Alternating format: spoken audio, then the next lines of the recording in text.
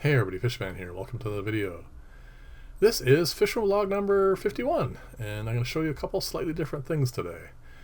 First off, I want to show you this. This is one of the drawers in my ongoing project of an acrylic workstation.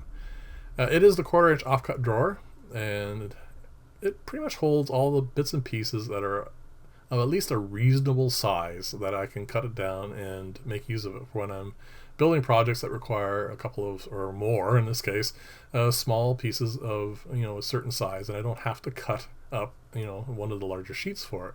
In this case, I'm looking for anything that's at least, 6 inches long and over an inch in width, and I'm going to make a bunch of pieces for a lid I'm doing up for a client. And this has really helped in me cutting down on my wastage, and also it saves the larger pieces, the ones that are fit down the side of this, and actually I was finding it extremely useful having it organized like that. This is another project I have on the go. This large log here is going to be a piece of driftwood in one of my tanks, and I think I'm probably going to do a separate video on that at some point on how to firmly anchor larger pieces of driftwood so that you can put them in an aquarium, have them obviously sink, because I think that would probably take half a decade before it gets waterlogged enough to sink on its own, and just that sort of thing. So this is what I'm going to be doing today, or for part of this video anyway. I need to sculpt a couple of pieces of driftwood. This one here I found up on Lake Superior last summer, and it is going to go into that large U-shaped paludarium. I really like the look of this, but I like it in a specific orientation. So what I'm going to do here is I am going to flatten one side, the one that's on the downside at the moment, and I am going to drill a rod through this, and I'm going to attach a piece of acrylic to it.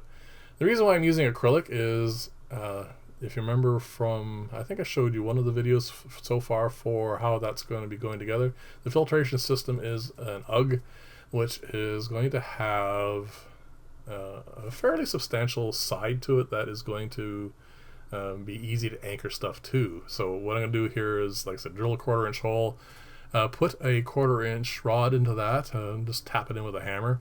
And once this hits the water, of course, the wood's going to swell up, and that wood will grab onto that piece of rod and hold it really quite firmly.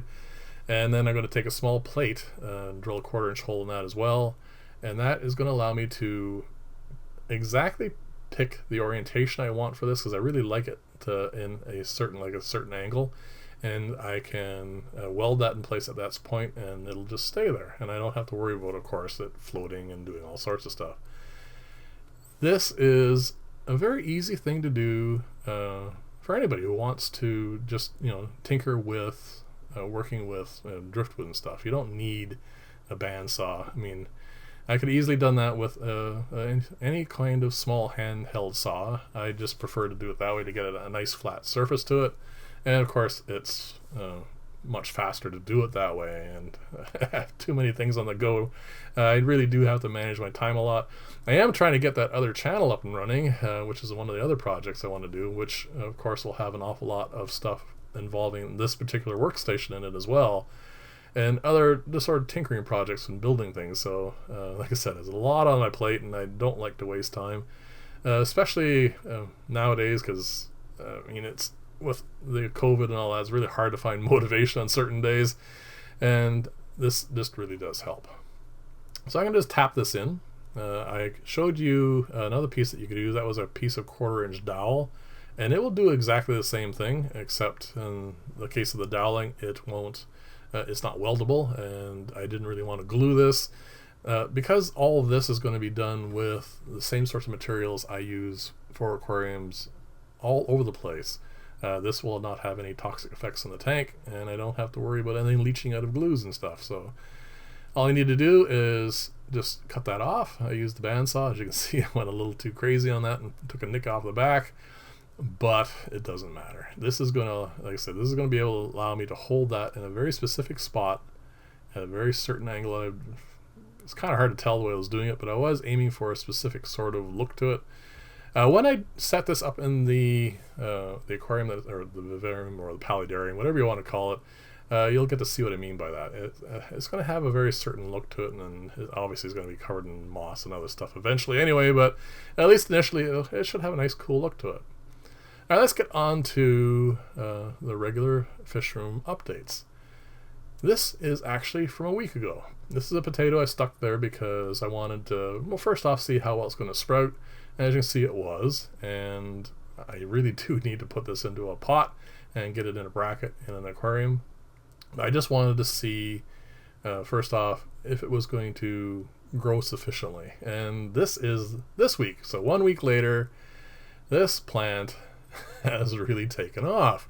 So I really do need to get that into something because it's going to easily outgrow that and just get broken or something. So I have to get that into something much more secure. And the second potato, as you see, is now sprouting up as well.